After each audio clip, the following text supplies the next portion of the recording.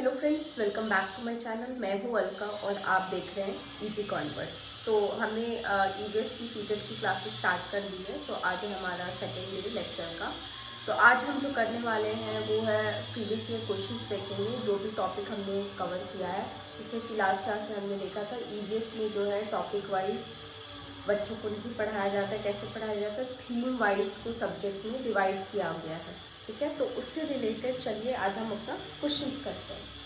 तो पहला क्वेश्चन है, in EVS theme has been proposed instead of topic in the syllabus Y.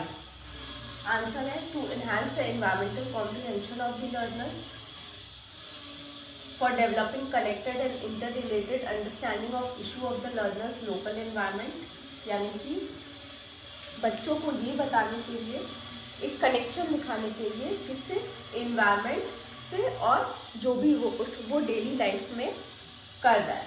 ठीक है, theme based EVS transaction is easy as compare to the topic. तो easy और difficult की तो बात ही नहीं आती है। ठीक है, हम बच्चों को ये नहीं बताते हैं कि अच्छा ये इजी है आप इसको पढ़ लो, ये डिफ़िकल्ट है आप इसको इग्नोर कर दो। लास्ट ऑप्शन है for reducing the chapters in EVS, ये भी नहीं आएगा। तो आप बताइए इन दोनों में से कौन सा ऑप्शन होगा। टू एनहांस द एनवायरमेंटल हाँ जी बिल्कुल ये सही है, लेकिन सेकेंड ऑप्शन भी देख लेते हैं, for developing connected and inter related understanding of issues of the learners local environment. तो दोनों में से अगर जो मोड जो ज़्यादा सटीक है उसको हम मार्क करेंगे, तो हमारा आंसर हो जाएगा बी। ठीक है, तो ईवीएस में थीम बेस्ड प्रपोज क्यों किया गया है टॉपिक के इंस्टेड में, क्यों, to for developing connected and inter related understanding. मतलब जहाँ पे बच्चे अपने आप को सबसे ज़्यादा कनेक्ट कर सके, अपने चीज़ों को इंटर रिलेट कर सके। तो यहाँ पे आप किसी को इंटर रिलेट कर रहा है, जो भी उसके डेली का दिनचर्या है उसको लोकल इन्वायरमेंट से, है ना, कहाँ से सीख रहा है बच्चा, अपना लोकल इन्वायरमेंट से। सेकेंड क्वेश्चन पे आते हैं, देखते हैं which one of the following does the national curriculum framework NCF 2005 does not propose in the context of EVS teaching. इसमें से कौन सा जो है नेशनल करिकुलम फ्रेमवर्क NCF 2005 में, इनमें से कौन सा टीचिंग मेथोलॉजी प्रपोज नहीं किया गया है in the context of EVS, है ना। Hands on activities, familiarity with the technical terms, thematic approach, linkage with children's experience and context. तो पहला देखते हैं hands on activities. Hands on activities तो बहुत अच्छा होता है बच्चों के लिए, जिसमें बच्चा अपने सबसे ज़्यादा इंगेज हो। तो यहाँ पे क्वेश्चन में आप देख सकते हैं यहाँ पे डज नॉट है। ठीक है, डज नॉट है, तो हैंड्स ऑन एक्टिविटीज जी हाँ ये प्रपोज किया गया। Familiarity with the technical terms, तो हमने लास्ट क्लास में पढ़ा था, बच्चे को ईवीएस करिकुलम ऐसा डिज़ाइन किया गया है जहाँ पे वो ज़्यादा टेक्निकल, ज़्यादा रट्टेपन पे ध्यान नहीं देना है, ज़्यादा डेफिनेशंस नहीं रहेगा, डिफ़िकल्ट लैंग्वेज यूज़ नहीं होगा। तो हमारा क्या आंसर हो जाएगा, चलिए, familiarity with the technical terms.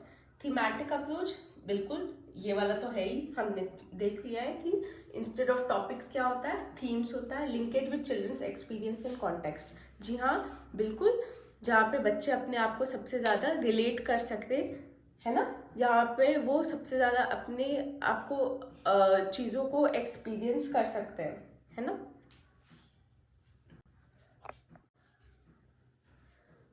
चलिए देखते हैं अब नेक्स्ट क्वेश्चन।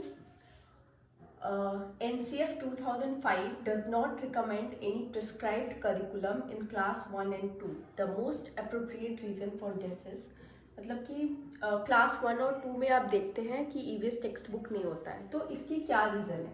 ठीक है, to reduce load of curriculum, बच्चों का लोड रिड्यूस करने के लिए, option 1। Option 2, EVS is only for class 3 onwards, तो 1 और 2 तो गलत हो गया, भाई क्यों नहीं कर सकते, कर सकते हैं। Learner in class 1 and 2 can not read and right, ऐसा नहीं है, बिल्कुल नहीं है, 1 और 2 में बच्चे पढ़ते हैं और लिखते भी हैं। To provide contextual learning environment, तो जी हाँ हम देखेंगे कि फोर्थ आंसर जो है वो सही है, to provide contextual learning environment. इसका मतलब जो ईवीएस पढ़ते हैं बच्चे 1 और 2 में, किसके थ्रू पढ़ते हैं, लैंग्वेज और प्रॉब्लम्स, इश्यूज। मैथ्स में देखा जाए तो वर्ड प्रॉब्लम कराते हैं बच्चों को और थ्रू लैंग्वेज सिखाते हैं। ठीक है, इन्वायरमेंट के बारे में हम कैसे सिखाते हैं, through language and issues, problems. ठीक है। Question 4, which one of the following characteristics should an EVS textbook at primary level not have? Question फिर से पढ़े हैं, which of one of the following characteristics an EVS textbook at primary level not have? यहाँ पे देखिए आप फिर से not have है, ठीक है। तो इनमें से कौन सा कैरेक्टरिस्टिक है जो कि EVS टेक्स्ट बुक में प्राइमरी लेवल पे नहीं है? It includes the true stories and incident. अगर आप 3 क्लास से EVS बुक पलटा के देखे जाए तो उसमें ऑब्वियसली जो होता है बच्चों की लैंग्वेज में बुक लिखी जाती है, मतलब एक सिंपल लैंग्वेज यूज़ होता है जिससे बच्चों को समझने में इजी हो, और डेली जो कॉन्वर्सेशन बच्चे करते हैं अपने या तो वो अपने दोस्त से कर रहे हैं या अपने मम्मी पापा से कर रहे हैं, ठीक है। तो ऑब्वियसली पहला आंसर जो है वो होगा सही होगा, तो ये इसके अकॉर्डिंग नहीं चल रहा है। It focuses on definition and explanation. मैंने पहले ही बोला था फर्स्ट क्लास में जब हमने कराया था क्लास कि बच्चों का जो EVS टेक्स्ट बुक है उसमें डेफिनेशंस को हम फोकस नहीं करते हैं, ठीक है। फिर भी चलिए देख लेते हैं थर्ड आंसर क्या है। It presents natural and socio cultural environment in integrated manner. जी हाँ, बिल्कुल, नेचुरल सोशियो कल्चरल को इंटीग्रेटेड मैनर में दिखाया गया है। It caters to diverse background of the student. बच्चों को डाइवर्स बैकग्राउंड के बारे में बताता है।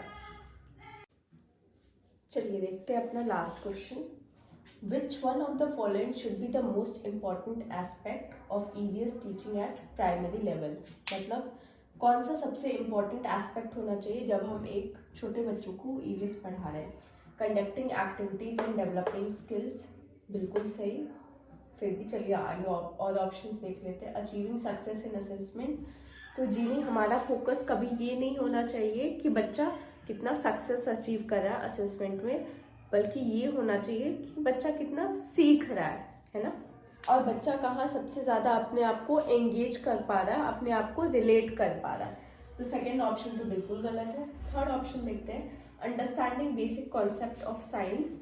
तो हाँ, 1 to 5 तक अगर देखा जाए तो बच्चों को साइंस और सोशल साइंस का कॉन्सेप्ट किस में दिया जाता है? EVS सब्जेक्ट में दिया जाता है। फिर भी लास्ट ऑप्शन देखते हैं, connecting learners to natural and socio cultural environment. Fourth option correct, connecting learners to the natural and social cultural environment.